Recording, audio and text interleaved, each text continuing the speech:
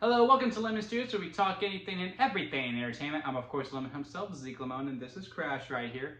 And this is my review for Furiosa, a Mad Max saga. But before we get into that, let's get the house clean out of the way, shall we? I want you to leave a like, comment below, let me know your thoughts on Furiosa, a Mad Max saga. And, of course, hit that subscribe button as it helps me grow into my YouTube career. I would greatly appreciate it. It also helps out Crash as he gets a treat for every subscription that we get. So, to feed my dog a little more than he already does, hit that subscribe button, as we would both very much appreciate that. Now, let's get into the review. So, Furiosa, a Mad Max saga. Let's focus on Mad Max for a second, because full disclaimer, I am not really known with the lore of Mad Max. I have never seen the Mel Gibson movies. I believe there's 3 of them. I do believe this is the 5th in the saga, but I've never seen the original trilogy. And I've only seen Fury Road once. And unlike most people, I liked Fury Road. But I didn't love it. I didn't think it was this masterpiece that most people do. Quite frankly, I don't really fully remember it that well. I should have rewatched it before going to see Furiosa. But that is just where I stand on these movies. So I'm not coming from someone who loves the lore, who is infatuated with this world, and loves every single movie. That's just not me. But I did like Fury Road, so I was looking forward to see this one. I'm a huge fan of George Miller, and I was really curious to see what we're going to do with a prequel. Because also, I am not the hugest fan of prequels. But this one is one of the few exceptions. And quite frankly, I'm starting to change my tune when it comes to prequels quite a bit, because we've gotten a good chunk that, yeah, really knocked it out of the park, and Furiosa is no exception to that. It does very, very well. I might like it more than Fury Road. I need to rewatch Fury Road, but I had a lot of fun with this movie. And what really stands out to me is with how George Miller just directs and writes. And that is that there's hardly any dialogue. Like, there is dialogue throughout the whole entire movie, but like the whole beginning, there's really not a lot, and it's just this chase scene that is just very enthralling, that just really sets you in. And it was from this beginning that I was like, okay, I know I'm gonna at least like this movie. But then, you know, the later parts made me really like this movie.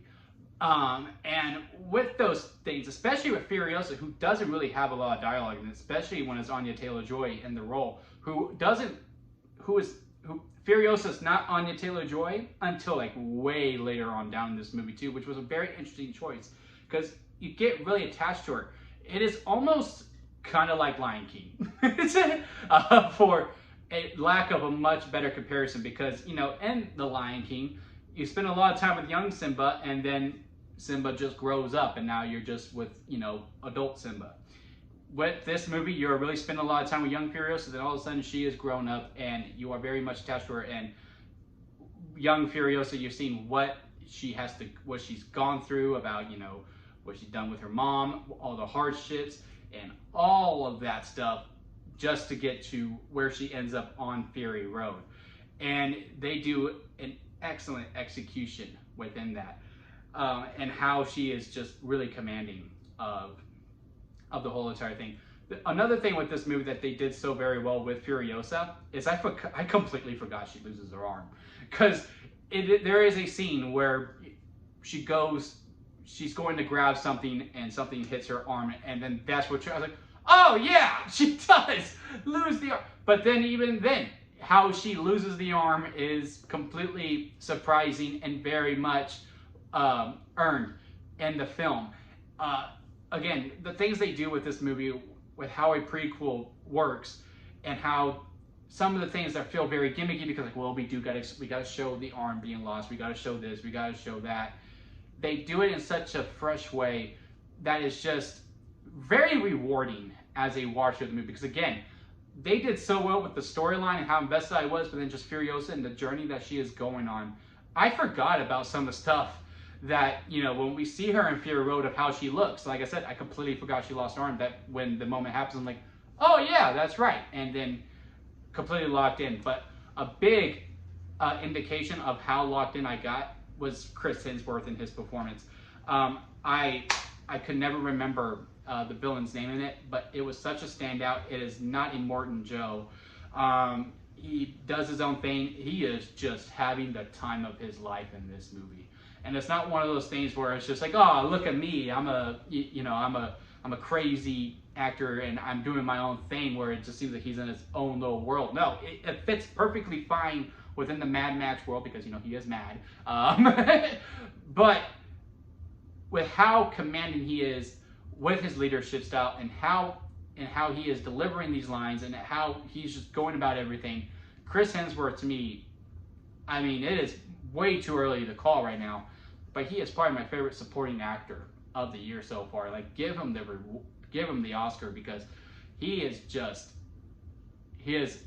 great in this movie. He is probably what's going to be the main talking point coming out of it, unless you're someone who is a huge fan of the Mad Max world. I really am having a hard time finding the problems I have within this film.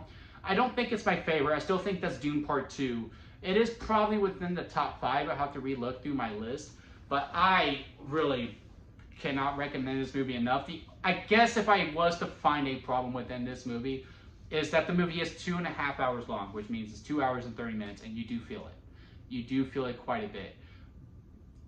But also, like I do say with some of these long movies, and you do feel the runtime, I don't know what you would take out. It's kind of like how when I went to go see the Batman last year, I was like, you feel the 3 hours. You certainly do, but would I have cut anything in that movie? No. Same with this movie. I would not have cut anything. I mean, it's a technical marvel with the color paletting, and the cinematography is beautiful to look at. It is very much I want that as my screensaver type movie. The performances are amazing from Anya Taylor-Joy, who still speaks and communicates, but the communication is within the eyes and her facial expressions.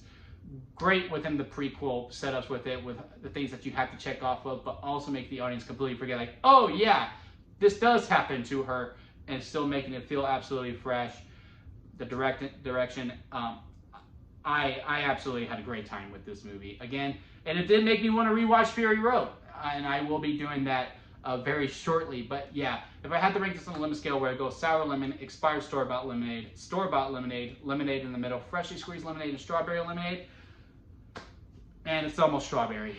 It is almost strawberry, but I'm going to give it freshly squeezed just because, again, you do feel the runtime. You do feel it quite a bit, but again, I just don't know what I would take out. It might be strawberry lemonade by the time I get done recording this, but right now, it is a freshly squeezed lemonade. And until next time, guys, I'll see you here at Lemon Studios.